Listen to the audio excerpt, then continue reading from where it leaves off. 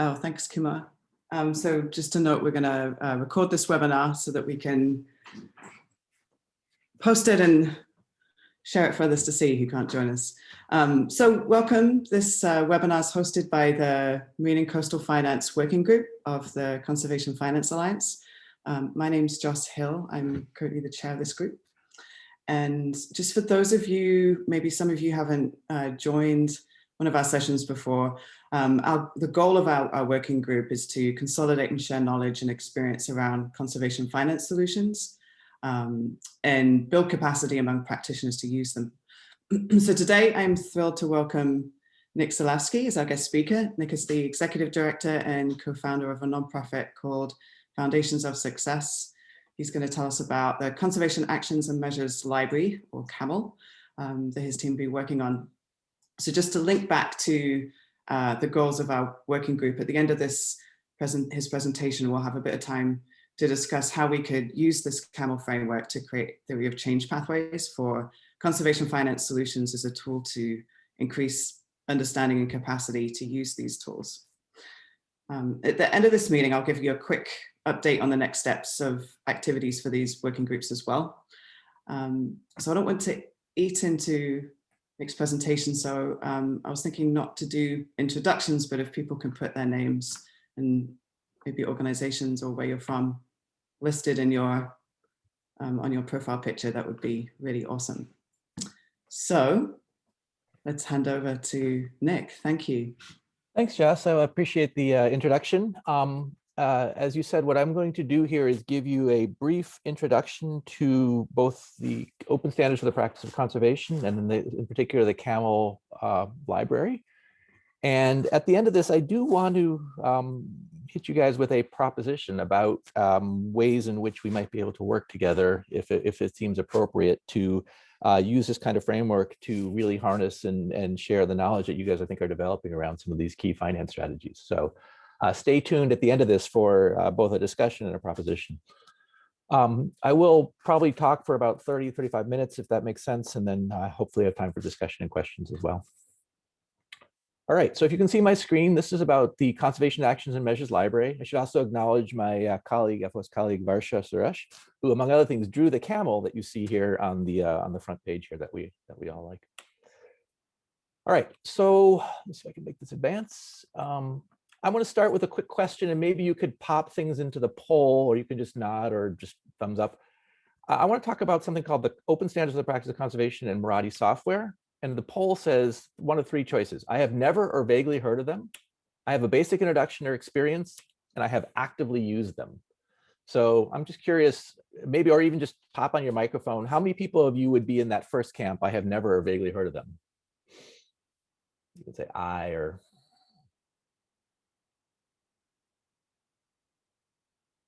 Or maybe I should set up a Zoom poll is what I should have done. Yeah. All right, so I see a couple twos here. People are saying 1, 2, 3. Just maybe, yeah, type in the chat 1, 2, or 3. Okay, bunch of ones, some 2s and 3s. Okay, so I'm going to go pretty quickly through that first part. Thankfully, that helps me calibrate of what to present. So I'll go kind of quickly through this first part and then get into a bit of the detail. I want to start with a story, though. And here in the States, it was recently President's Day, George Washington's birthday. So I want to start with a story about George Washington, and in particular, the story of George Washington's murder. And a friend of mine, Bill Sutherland, who works on evidence-based conservation, is the guy who came up with this story. So most people don't realize this, but George, after he was the president of, or fought the Revolutionary War, and then was the president of the United States, and then retired to Mount Vernon, he was murdered. And the story goes something like this. Back after he was at his plantation, he went out to look at his plantation in the snow. The next day he had a sore throat. He had some breathing difficulties. So then his estate overseer gave him some molasses and vinegar, and then they took out about almost a pint of blood. His personal physician came. He put some dried beetles on George's throat. They took out another pint of blood. There was no improvement, so they took out another pint of blood. They gargled poor George in vinegar and water, and he nearly suffocated. They took out 2 more pints of blood, and then the prominent doctor came. And what do you think that prominent doctor decided to do? They took out another 2 pints of blood. George had a low pulse, and then George died. So at the end of the day, they had taken out almost 7 pints of blood had been removed from George. So obviously, probably not a very good idea. Maybe murder is a little harsher word. Maybe that implies intent, but he was certainly negligent homicide, or he was killed. And what killed George was the science and the medicine of his time. And it wasn't till this guy came around a little bit later, and he started to use numerical methods to see whether medical interventions were effective. And based on that, he was able to show that bloodletting is mostly not maybe the most effective thing to be doing. So medicine kind of went from this period where people did whatever they thought worked to trying to be more systematic or more evidence informed in what they're doing. Why do I use this story? Well, if we think about how do conservation practitioners or people managing resources, how do they choose the strategies or the tools that they're using today? If you go around the world and you ask people, well, why are you using that particular strategy or that approach? A lot of times, if you put on a spectrum from myth, anecdote, observation to comparison to replicated studies to randomized replicated controlled trials, a lot of the way that people make decisions today is based on myth or anecdote. Well, we're doing this because we've always done this, or because it seems to work, or we've had some, I've heard it, or it might work. And we want to get to a world now when we're dealing with conservation, it's a little bit different than medicine. We may not be able to do fully on randomized replicated controls for all kinds of our tools, but at least we should be a little bit more systematic about where we are and thinking about some evidence that shows what's working is working, and we have some sense of it. And so that's sort of the lead into where this whole presentation is going. So Varsh and I work for Foundations of Success. We are a not-for-profit organization. We're based in the States, but we're now part of a global collective with branches in Europe and Latin America, and hopefully elsewhere in the world as well. As a not-for-profit, we don't actually implement conservation work, but we try to make other people's projects and programs better. So we help people of all sizes design, manage, monitor, and learn from their work. We're also part of something bigger called the Conservation Measures Partnership, or CMP. CMP is not a legal entity, but it's a community of practice. It brings together a whole bunch of different not-for-profit organizations around the world interested in conservation, as well as a whole bunch of the key funders that are involved, and increasingly some government agencies. So these are some US government agencies. There are other agencies around the world that are also using a lot of the products of the partnership. Foundations of Success, we are both a member, but we're also the backbone organization, the secretariat for the partnership as well. The main product of the partnership is something called the Open Standards for the Practice of Conservation, which I'll come to more in just a bit. And then the last hat that we wear here is we're also involved in managing Marathi software, which is you'll see as a tool to help people implement these open standards. So in this presentation, I was going to do two things. I was going to give you a quick introduction to these conservation standards as a framework to think about this work, and then more importantly, get into this conservation actions and measures library, or CAML. So real briefly on this first part. So conservation takes place in really complicated and dynamic systems. There's a lot of change going on. Our competitors, the other people using these resources, are changing fast, and teams lack complete information. They must take immediate action in the face of uncertainty. They need to report their performance to funders and supporters, and they can improve and they can learn. So when we think about conservation, what we've learned is that the basic unit of conservation work is something we're going to call a strategy pathway. And that's an action or an intervention that somebody's taking, trying to get to some kind of results. And then ideally that would lead to maybe some threat reduction and also ultimately improvements in the species or the ecosystem or the resources or whatever our target outcome might be. And if you're doing more public health or other kinds of things, you could have other kinds of outcomes as well for your work. So that would be a strategy pathway. You would also have a series of activities, the specific work you're actually going to do to get that work done. So examples might be establishing a community-managed harvesting taboo system, restoring wetlands to sequester carbon, creating a market demand for sustainable harvesting. These are all examples of actions, and we'll come back to actions a bit more later on. These pathways often take place in the context of a project. So this might be a project that's trying to maybe restore some wetlands for carbon benefits or biodiversity benefits. So that project is taking place at a specific scope at a site. It's got a team, it's got a couple pathways that they're working on, maybe related to wetlands and salmon. And that's the work of a project. So that's one unit that we think about pathways. But then projects are also organized into higher level programs. So that one project there, that one site, there might be a bunch of sibling sites. They're organized into an administrative program or maybe a funding program. And that program is both a unit for administrating the projects, but it's also a higher level project in its own right with its own pathways and its own things it's trying to accomplish. So we have a mix here of both a project and a program. Okay, so when we were involved in project and program management, the organizations that originally founded this conservation measures partnership, we all had different systems for doing our work, for sharing and going through and developing and designing and managing our work. And one of the things you can see is those systems, they were kind of similar, but we confused the heck out of each other with words. So that one group called a target, another group called an outcome, another group called a species, another group called a long-term goal. And then like this word target also kind of meant, well, what you were trying to accomplish. So there was a lot of confusion. So we were able to sort of create a set of standard terminologies and turn that into these open standards. It's a series of best practices for doing conservation work. The word open means that they're open source. Anyone can take them and adapt them. And in fact, they've been changed and improved over time. We've gone from version 1 to just releasing version 4.0, as you can see here, but they're now used around the world. It's classic project cycle stuff. If you guys are familiar with any kind of project cycle management, so Deming, plan, check, do, act, or the scientific method, it's nothing radically new, but it's a set of practices for going through your work in a common way, in a common language, and thinking about things.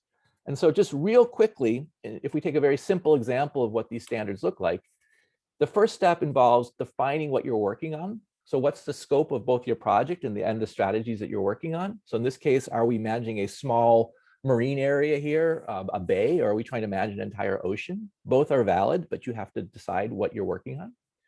You have to talk about who's involved on the project team. So who's involved in this process and involved in doing this thinking. It's really important to have the key decision makers involved in the process and not just hand off the analytical thinking to somebody else. There's a bit element of defining what is the situation where you're working. So what's the conceptual model of your system? So what do you care about? We might care about turtles. What are they threatened by? Well, maybe they're being commercially harvested for subsistence. Maybe there's fish out there and they're being commercially harvested, but they're a protein source for that community. So we want to kind of come up with a picture, a common shared mental model of what's going on at that project site. Then we think about, well, how are we actually going to change the system? So I used to work at the MacArthur Foundation. My old boss, Dan Martin, he used to talk about what makes a plan strategic is when you can talk about not just what you're going to do, but also what you're not going to do and why. It's about making very systematic choices. So which targets require attention, which threats are most critical, and how can we best spend our limited time and treasure to change the situation?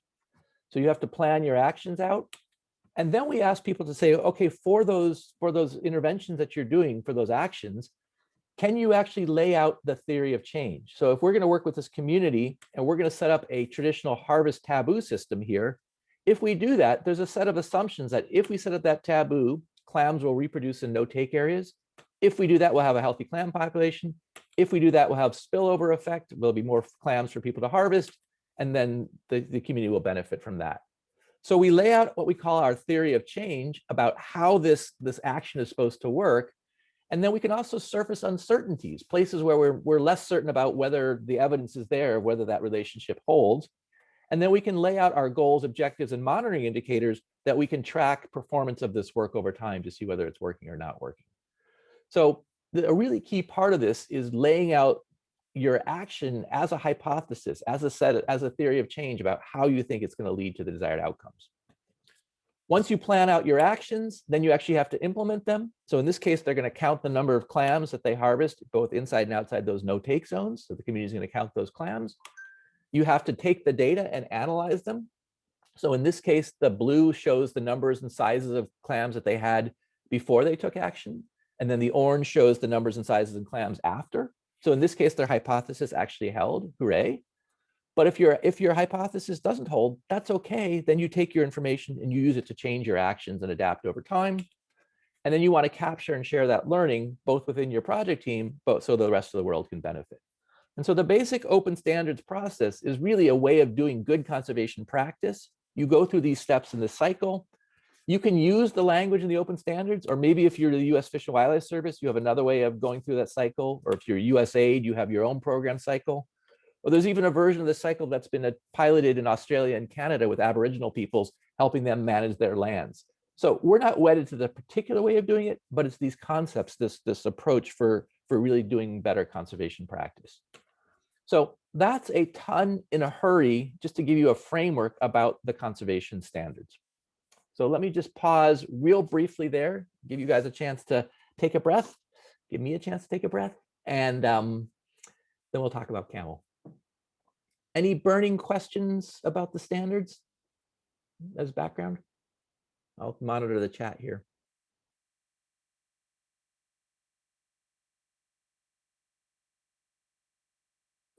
Okay, seeing none, I'm going to move on then. So let's get into the heart of why we're here, which is really about camel. All right, so if we're going to do the equivalent of evidence-based medicine, one of the things that we need is a set of standard terms to describe conservation work in a theory of change pathway. So one of the problems that we have is if that's the situation you're dealing with, if you have a bunch of cows sitting in your river, if one group calls that cows, the next calls it cattle, the next calls it livestock, the next group calls it grazing, and the next group calls it ranching, then even though you're all dealing with the same problem, when you're trying to sort of understand what works and what doesn't work, you have this problem of terminology. And so particularly for the diseases, for the threats, and then for the actions, the interventions that we have, we realized that we need to create a common taxonomy or way of talking about these things. So back in 2007, just before that, the IUCN Red List folks had developed a set of authority files for threats and actions. The Conservation Measures Partnership was doing the same thing at the same time. Oops. But what we discovered is we put the two systems we had developed together and created a set of unified global classifications. And these have now been published as a set of standard classifications describing threats and actions, and they're sort of the basis for thinking about work around the world. So focusing on the actions, this is the unified CMP actions classification version 2.0. And really what this is a list, a taxonomy, if you will, of every possible conservation action in the world. And if people discover new ones, we'll be able to build or increase the system to accommodate them. But you can see there's a bunch of things related to direct management of resources, so land and water management, species management. There's a whole bunch of stuff related to behavior change, so awareness raising, law enforcement and prosecution, and then livelihood, economic, and moral incentives. And then there's a bunch of enabling condition strategies, such as education, research, and monitoring, legal and policy frameworks. I hope the wheels are already starting to spin in your heads, because if you think about the work that you do as the Conservation Finance Alliance, some of the work that you guys are doing are actions that might fit into this classification. So if we want to have a science of conservation, if we want to get away from the bloodletting and doing things that we don't know whether they're actually going to work or not, we want to get conservation and make it much more systematic. We have to kind of have a classification system, but also a set of common understanding. So just like in biology, the science of biology depends on having the Linnaean classification system. So every species is listed up. Here you can see E.O. Wilson can show you a ant on a type specimen in the drawer that represents the foundation for that knowledge about that system. We want to do the same thing in the conservation action world. So the core of this is, let's say we're doing one particular action. Let's say we're in the Caribbean somewhere. We are working with communities on sea turtle nesting, and we have a problem because there's illegal egg collecting going on. People are harvesting turtle eggs from the beaches. So our brilliant idea is we are going to set up a community guard system. And our theory of change says if those guards are set up, if they're deployed, they can catch the egg collectors. Their presence will deter other people from collecting eggs. We'll have illegal egg poaching reduced, and we'll have increased sea turtle nesting success. So we can then come up with the purple triangles, some indicators that we might be able to track to see whether that particular action is working as planned. All right, let's go to another part of the world. Let's go to Africa. And now we're working on pangolins, and we have a pangolin sanctuary, and we are worried about these pangolins being harvested. So in this case, we're going to set up something called community ranger patrols. And again, we're going to say if the effective patrols can be deployed, then the patrols can apprehend the poachers. Their presence will deter the poachers. Illegal pangolin poaching will be reduced, and then we'll have better things happening to our pangolin population. In this case, there's a wrinkle, because one of the things that this group might find out is that If the poachers are neighboring people, neighboring villages, then maybe the community ranger patrols will work. If the poachers are drug traffickers armed with AK-47s, then the community ranger patrols literally are outgunned, and this strategy won't work in that particular set of conditions. So we're starting to understand the conditions under which this strategy might work or might not work. One of the things we've learned is that the answer is never, does a strategy work? It's under what conditions is that strategy likely to work, or that approach. So if you look at the turtle example and you look at this pangolin example, they're in totally different parts of the world, totally different ecosystems, totally different species, totally different cultures, totally different legal systems. Everything about those two systems is completely different. And yet the underlying logic of the action being taken is pretty similar. So we can take those two specific examples and a bunch of other specific examples, and we can boil that down and think about it and use it to create what we're calling a generic action. So this is the type specimen for that action, where you can see you have community patrols and guards.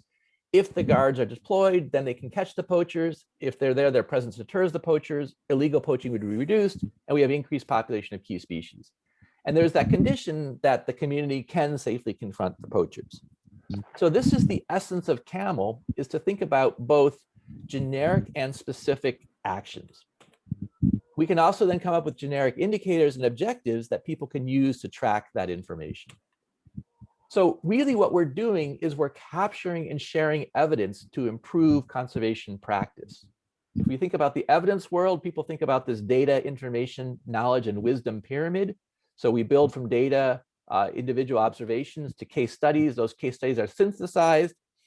And then with that synthesized knowledge, we can take that synthesized knowledge and use it to inform ongoing practice elsewhere in the world. What we want to then do is determine the conditions under which action is likely to work.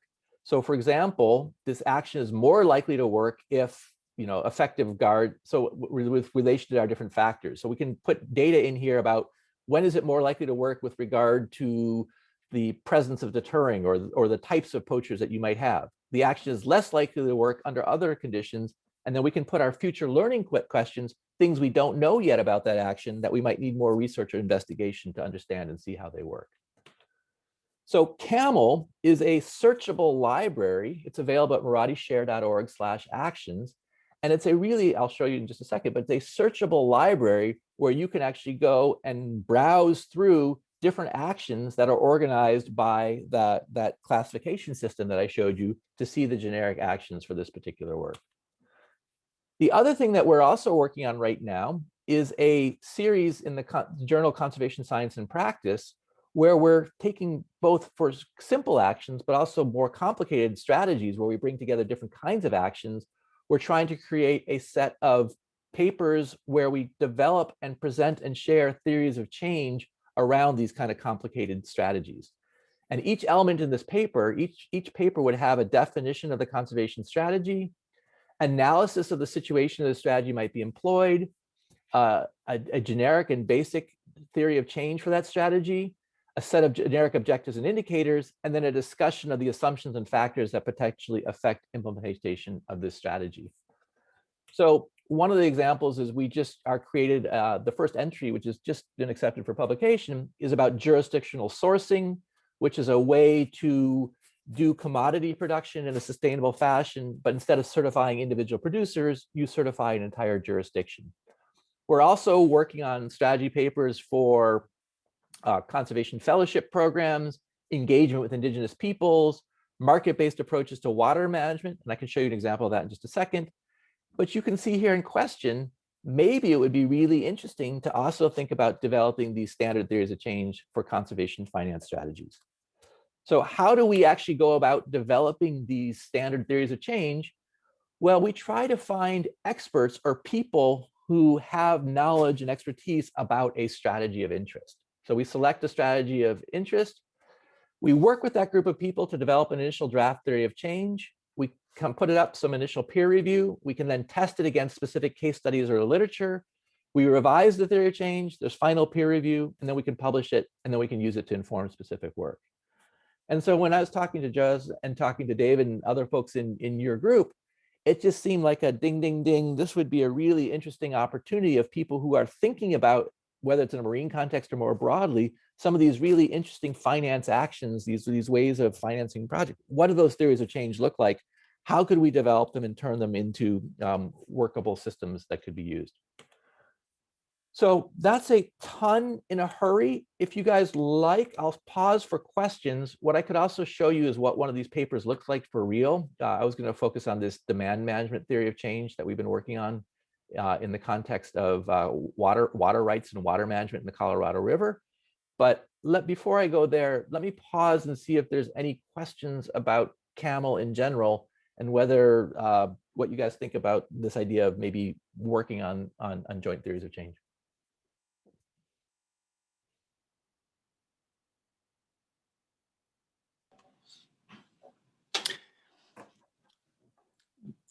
Say, Nick, do you want us to speak in or put it in chat or something?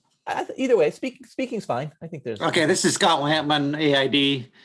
First of all, great presentation and great to see you. And I think back about 18, 20 years ago when you guys came down to the Red Lac meeting to try to get buy-in on this whole concept, and you got a little frustrated and understandably so. And, I've been kind of preaching theory of change, results-based theories of change and use of morality for the past few years within my small group of conservation trust funds. And clearly I'm not very charismatic because I never had any big takers on this.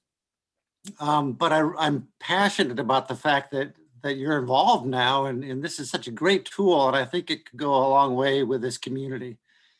And I just wanted to say, when you guys did a generic theory of change for conservation enterprises for USAID, when we kind of reduced it down to about 6 different boxes, when I went to look at the conservation impact in Indonesia of the fund there, I used that very simple generic model as my, answering that question. Are we actually conserving forests? And so I sat with the board of directors. I let them write through that theory of change. And then I went out to the field and looked at about 25 different grants and kind of rated each one along the kind of the continuum there as to whether there was change in behavior, et cetera. I'm sorry to ramble so much. I'm just saying that, boy, this is a great opportunity. And I hope that you guys get engaged with CFA and the funds to try to further this. I think that's a great opportunity. Thanks. Yeah, no, I think you're absolutely right. I appreciate the kind words, but I think that's a huge use of these theories of change as an evaluation tool, right? And as a way of sort of guiding practice and assessing and seeing whether people, and it doesn't mean that the chain is absolutely right. I mean, we may find cases where it actually changes our knowledge and we have to change the chain, but it's all part of that ongoing adaptive management process. Other thoughts, questions? Nick, a quick one from Holly. You mentioned very quickly as you were whipping through your presentation about assumptions and where they fit in this whole thing. Mm-hmm. One of the things that I've been really having a lot of experience with, both in terms of using theory of change with local communities, but very much in terms of establishing different financing, more innovative financing things at that lower level, mm-hmm. is that unless those assumptions are made seriously explicit, you can be in a big negotiation with everybody sitting around the table with completely different assumptions that can very much undermine the logic flow. And I just wondered how, in thinking about using this for financial deals, how would you see bringing that out? Because you have such radically different levels of logic going on. You might have financiers in there, you might have potential, you might have the communities that themselves are going to be impacted. You might have the SMEs and their value chains and how they are seeing things. And everybody's coming to the table for the same financial deal with radically different assumptions. That's a great point, Holly. So I think a lot of the genesis of this comes from, if you look at sort of some of the early systems thinking literature, like Peter Senge, and this idea that Peter Senge had in the 90s, that if you have a group of people, they all have different mental models about what's going on. It's exactly what you're talking about, right? Each of us has our own kind of way of viewing the world. And like you say, your assumptions about how the world's working. And so I think one of the key things about these theories of change is that they become a way for us to surface our individual mental models and then bring them together to see if we can kind of agree on a common way of viewing the problem, or agree to differ on certain things where we need more evidence to test things. Assumptions is a really, go ahead. Yeah, no, I mean, I totally agree with you. And that's where, you know, for me, major progress has happened in dealing with communities by letting them surface in their own words, their own, you know, mental models of the world. But where I found it really, really difficult is in the financial realm, because you're dealing with such disparity of understanding that's sometimes very difficult for the community to kind of figure out how to not get bamboozled. You know, they're worried about it, but they can't really quite get on the page with understanding a lot of the talk. So it just seems to me that it's something to really take into account when not everybody sitting around the table comes from a finance background, but you have stakeholders there who are going to be deeply impacted by what happens in that deal. And they're not fully able to engage the discussion and the debate and the explanation of their mental model, because what if they don't come from a cash-based economy? Sure. You know, so just wanted to surface that some areas that I've been working in where challenges exist for sure. Yeah, no, I certainly acknowledge those challenges. And I think, I mean, these tools are certainly not perfect to square that gap or to get over that gap, but I think it can go a long way towards at least trying to make those differences clear. This is Joss. I mean, part of what you're saying, Holly, made me think, is that where you put in these assumptions or enabling conditions that you need to work on that understanding first? Maybe if you're creating a theory of change model for a finance tool, saying this isn't going to work well if the different parties coming to the table don't have at least a certain standard of a common understanding. I mean, I think I would build that into the enabling conditions. Right. I think the assumptions thing is just a little bit tricky to grapple with, because sometimes those bridges are very far. But anyway, thanks, Nick and Joss, for the thoughts.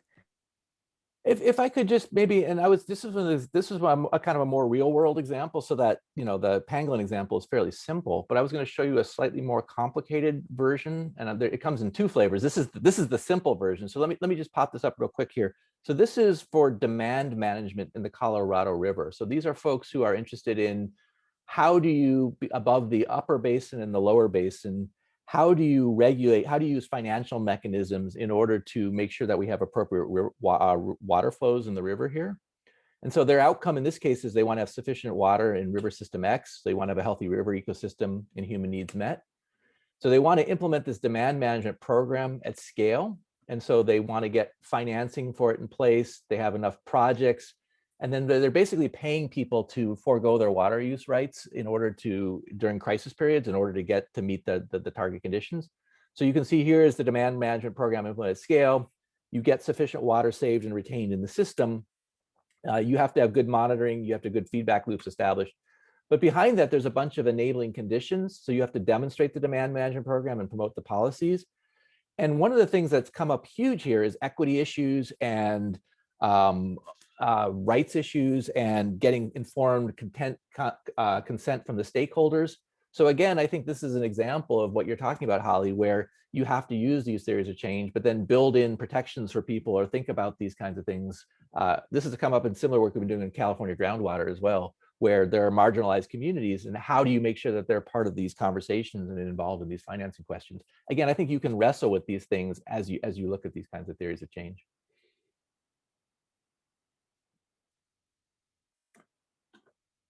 And I can show you if you want, I'll go more later, but there's the complicated version of this chain, which you can see here, but I'll spare you that gory detail. You can see it. So it's not, it can get pretty complicated fast, but it gives you a sense of how these things play out. Are there, I saw some other questions in the chat. Varsha, is there anything that comes to mind that we should pop up here? Yeah, so one question about whether we have climate adaptation strategies. Yes, so that's an interesting question for us.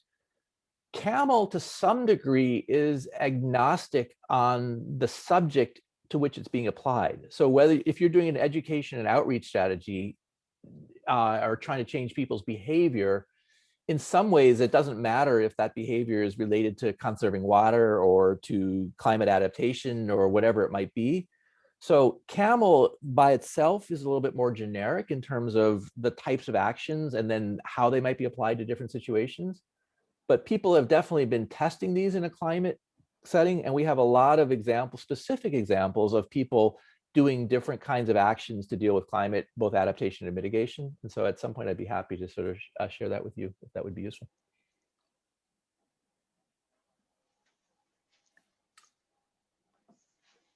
Other And then questions? another one in the chat was about the Society for Ecological Restoration has developed standards for restoration. How do those link up with CAML if they do at all?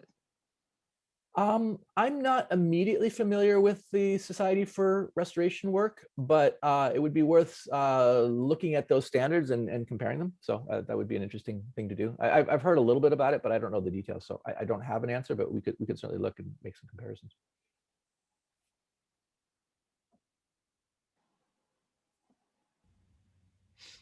Hi, Nick.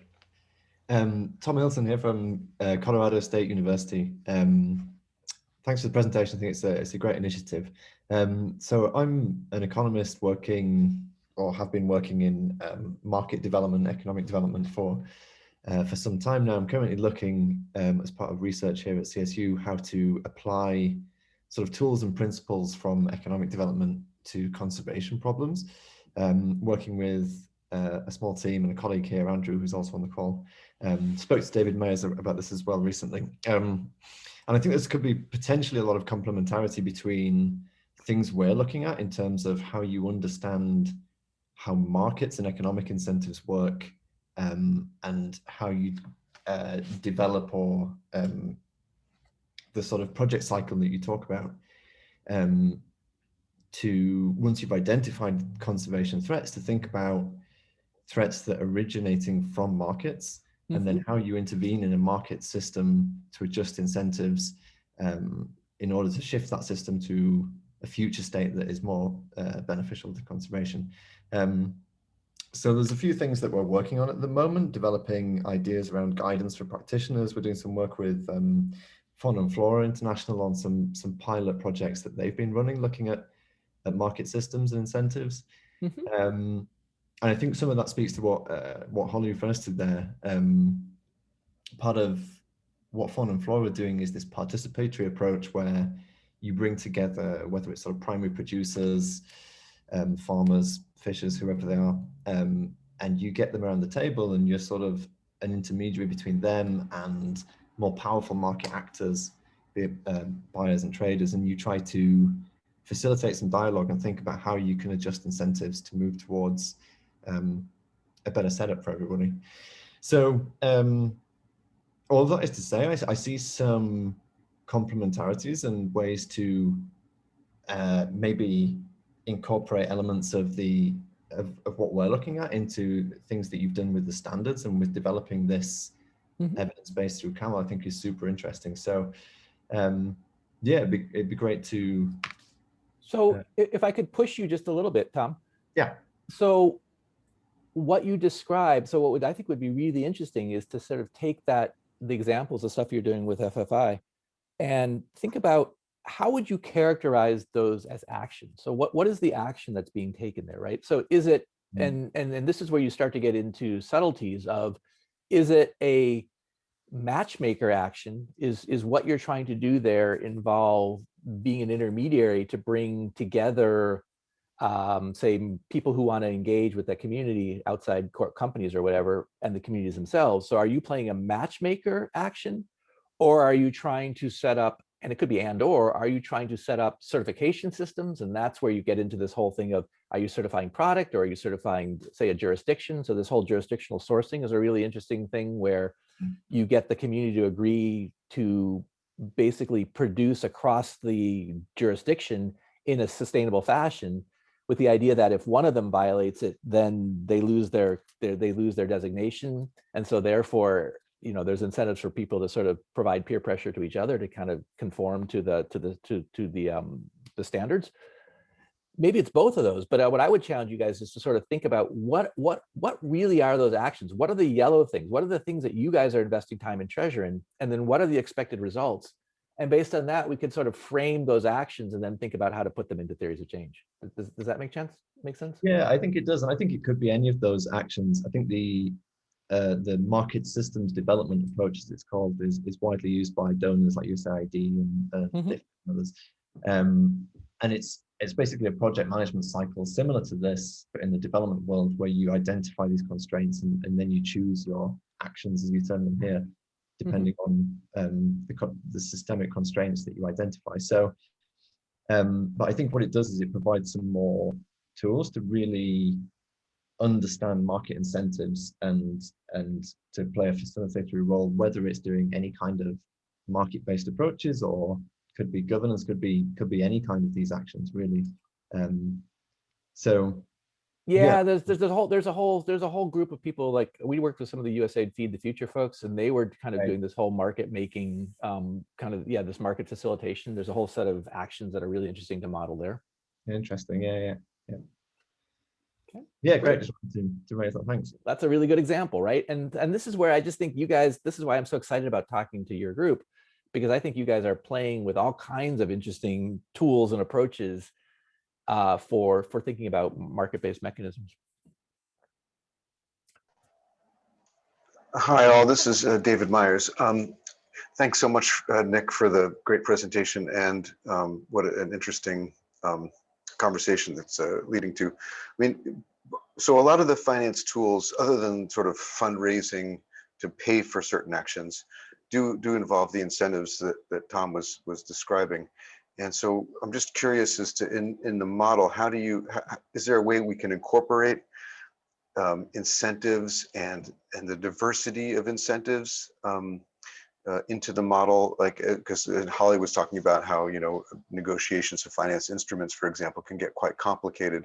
In fact, you have different incentives, drivers of the different participants in that kind of a negotiation coming to the table.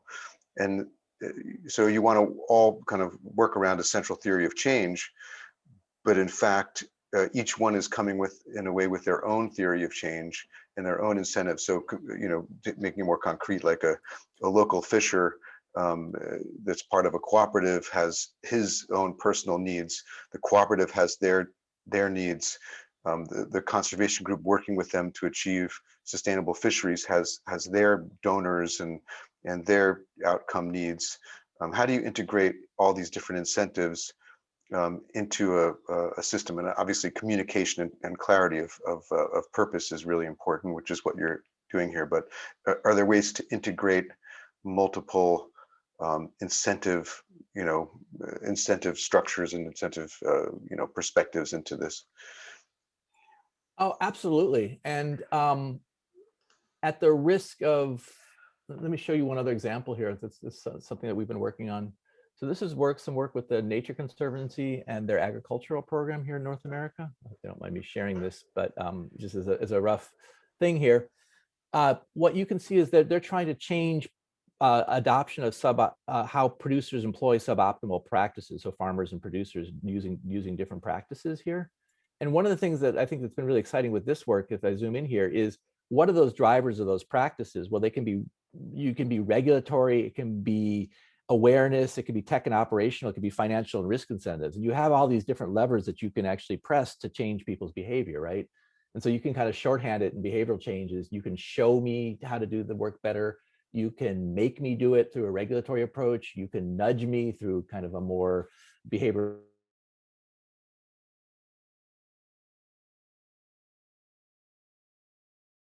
model. And then each of those represents a sort of a different strategy to change policy and change the regulatory is very different than changing, say, the financial incentives that people might be doing.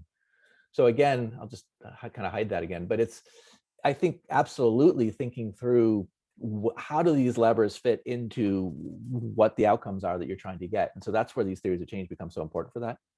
Does that make sense, David? Yeah, it does. I guess that from the diagram that you showed that there's you know, a level of detail that we needs to sort of, we need to pull it apart a bit more, I guess, but certainly seems capable of doing that, right? Yeah. I'm curious if someone on the call, other people on the call, do you have examples of sort of finance tools that or finance actions that you think would be candidates or that you'd want to share that would be interesting to kind of maybe put through this kind of thinking and process, or maybe you already have done that? If people have volunteers. Nick, this is Scott Lampman again. Maybe this is a rabbit trail. I'm not answering your question, but you know, increasingly a number of funds are having to start to implement these environmental compensation systems where a government in El Salvador or elsewhere has, you know, a firm doing negative impacts to the environment. They're going to pay some kind of a fee, and it goes to a conservation trust fund, and it turns out to be rather an in lieu payment that isn't really tied to ecological equivalency or measurable indicators, the types of things that would be required on more rigorous offsets. And so, you know, I can see a real opportunity now, just in terms of working with some of the funds on trying to add some rationale into using the funds appropriately, using the theories of change. Right. And so right then, environmental compensation, I've seen some people kind of struggling with that, but it's a really interesting set of actions, right? Because what you want to do is then the danger in those kinds of approaches is you end up with hostage taking, right? That you actually incent people to do more of the bad behavior because then they want to be compensated. And so you have to have mechanisms in place to avoid that sort of hostage taking approach. But it can be very powerful when it's used appropriately. And so I think that's an example where maybe through your work, you could find a few specific instances where people have tried this. What are the pitfalls they've fallen into? What's worked in that system or not? And then kind of thinking about developing that more generic theory of change for a compensation fund. I think that would be fascinating. Hi, Nick. This is Viviana Luján. I'm an environmental finance lawyer and consultant. I think in the same line as Scott, another interesting tool might be or finance approach might be the payment for ecosystem services. I don't know if you work on that already in the library, but I think that could also be an interesting one to run through to the system or to this model. Varsha, do we have a PES one? I can't remember. Do we have one live? Oh no, no. Okay, yeah, that's another gap. So what we're trying to do is we're trying to build up the library again by finding people who are working on these things and building them up and adding them. There's certainly done some work on payment for ecosystem services, but I think that would be a really cool one to spend some time thinking about. And there's probably several flavors of it, I would imagine. So that, you know, part of the work there would be figuring out what are the different flavors involved in PES.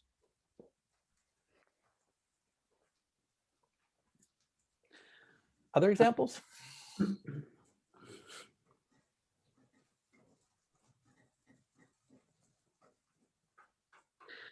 Well, I was just going to sort of loop back to one of the projects that we talked about with the group earlier. A few of us are developing a concept to link threats to potential finance solutions.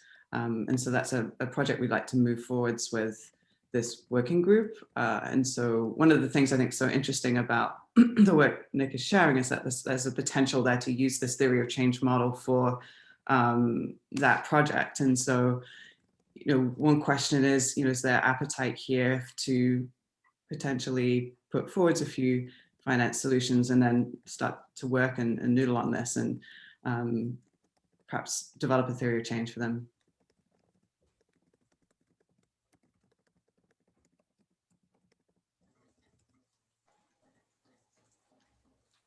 Sorry, guys, I think I got booted from the meeting there temporarily. I don't know what that was about, but. Yeah, maybe Joss, you could repeat yourself. Yeah. Okay. So I was just sharing that how this conversation sort of began with us, that a few of us shared with this working group that we're starting to work on a concept for a tool that would link actions with potential conservation finance solutions that could be used with those actions. And so that's one project we'd like to move forwards with this group. And that's one interesting way that this theory of change model could potentially link into this project. And so that was one of the, exciting, why I was so excited to have this presentation today. One question to the group is, are there, as Nick asked for a few examples of finance tools, is there appetite for us to potentially identify a few and work on them together and develop some theory of change models? One of the things that I'm finding, Joss, a bit complicated is why I'm not popping in direct possibilities yet, is because in a number of these situations that I'm working in, players are already dealing with various theory of change models, either because they have a donor that insists on a results framework, or they have an NGO that's doing its thing, and so it's kind of difficult sometimes to think, is there a place where you're starting with just a kind of a clean slate and everybody would be willing to start from that place and start thinking in this way? I'm thinking of some carbon financing projects that I'm working on, and they're already, like, the levels of complexity are so enormous. And so that's, my silence is because I'm thinking, what might be some places where you could do that, where you're not already dealing with the needs of, I think David mentioned it too, all the different players and their own theories of change models, which may or may not go along with the things that you guys have developed. Although Holly, I mean, one thing that's, I think, important to keep in mind here is when we do these kinds of approaches, we actually don't want to start from a blank slate. It's much actually better to start from harvesting everything that people have done and taking those existing models and then sharing them and combining them. And so we want to build on existing knowledge and existing thinking rather than start from scratch. And Nick, just simply, what would be your sort of sales point? I mean, what would you be telling them, like, that this is going to bring them beyond what they think they're doing? What's the value proposition of doing it for a group that's already been very engaged in many ways in things that probably overlap this? I think it would be an opportunity to, I mean, depends how long this they've gotten, but I think it would be an opportunity to bring together different people working on the same problem to share their experiences and to see if they can come up with a unified theory of change or at least a set of theories of change that describes their work, and then a common set of indicators, and then they can go off and kind of harvest their information and make that knowledge better over time by bringing examples to it. So it's collaborative learning. It's this ability to kind of grow and share things and benefit not just from what's going on in, say, one province or one area, but benefit by kind of then comparisons with other people around the world. I think that's the exciting thing that a group like CFA brings to this, is I think this opportunity to look at the same action, the same approach, but in different contexts, and sort of put into relief where it works and where it doesn't work. Is there also a case for saying, if we could develop some of these models and put them out there, would they then become more accessible to a broader range of practitioners who are looking to try and fund conservation work? Yep. And so maybe starting with those types of models that might be more accessible might be the place to go, rather than jumping into these sort of very complex, larger deals. Yeah, I think you want to find the right level. I mean, you don't want them to be so simplistic that they're not interesting, but you want to kind of find the right level and sort of try it out. I was going to show you, before I just got pushed off, I was going to show you what one of these papers looks like, just to sort of tempt you guys along. But you can see here, this is this one for this Colorado River stuff, and I'm happy to share this with folks if want. But it kind of has just kind of a introduction to what demand management is. It has kind of we try sometimes to have what's the context in the Colorado River. We try to put in here even like a little cartoon that shows what the strategy looks like, not in theory of change language, but in sort of in cartoon fashion, so people understand what it is that we mean by demand management, so in kind of simple terms. And then what it really has is the generic theory of change, the situation analysis and the generic theory of change for this demand management. So both a simple version and a more complicated version, and then that analysis of where it fits in different conditions. So it kind of boils down to a nice little package here that I'd be happy to share with people if people want to see the details of this. And again, coming back to this, again, the process, it involves finding a group of, anywhere between 3, 4, and 10, 12, 15 people who want to sit together and work on a given theory. And I think it can be done remotely pretty nicely, so it works in the COVID world, but kind of sit together, share your experiences, see if you can come up with an initial theory of change, and then vet it against specific examples.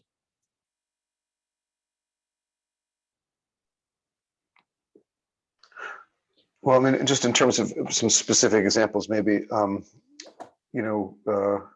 we're with our work with the Global Fund for Coral Reefs, we're looking at some of the pressures on coral reefs and the resilient communities. And, there's like some generic drivers that we're trying to address, pollution in terms of sedimentation, other industrial plastic type pollution, unsustainable fishing, and that could be, harmful fishing practices or too much effort, and, a range of others. And so we could, in theory, sort of take one of those and explore the, again, I would sort of start with the incentives that are driving the unsustainable behavior or the, harmful actions, and then seek to see how different finance tools could address those incentives in different ways, either discourage, discourage pollution or encourage investments in pollution reduction activities or things like that. Or one of the really cool ones in that space is this whole idea of these insurance plays, these insurance of coral reefs and the insurance bonds and the coral reef bonds, and working with the tourism sector there. I mean, there's a really set of, I think, really ripe for discovery, some of those financial mechanisms that people are playing with. I would love to sort of play around with theories of change for those guys. Definitely. Well, some of our partners, so we're definitely, exploring the insurance piece in a big way. TNC, of course, is taking a lead, but also some of the insurers themselves, like Swiss Re. We think there's huge opportunity there. I mean, when you look at the values that, functioning natural ecosystems provide, a lot of it is risk reduction, but that's not really captured Exactly. very easily. So some great future opportunities there. That'd be an interesting one to explore. But I mean, I think that's the case where if you could then bring, a couple of the finance people, back to Holly's point, bring a couple of the finance people, but bring some of the conservation folks as well, and maybe even some of the community folks, and put them in a room and sort of say, okay, well, what does this theory of change look like from these different perspectives? It could be really powerful.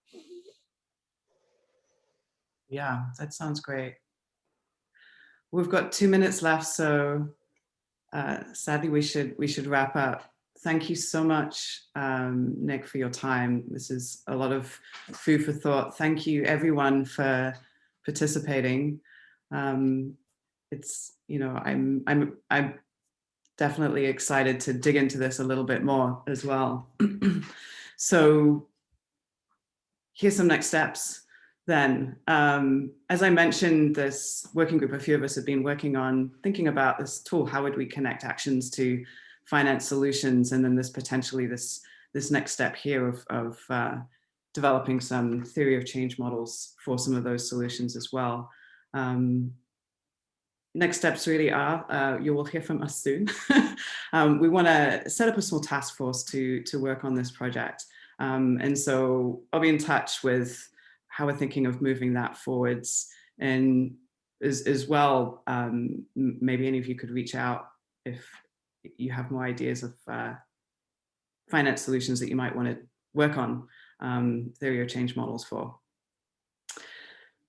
So thank you. A round of applause for Nick, and have a great day, everyone. Really appreciate your participation. Thanks for the opportunity. And yeah, if you guys are interested in exploring this further, you know how to find us, and we'd be happy to have that conversation.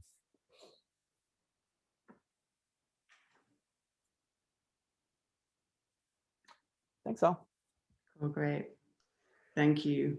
Cheers. Thanks, everyone. Thanks, Joss. Thanks, Nick.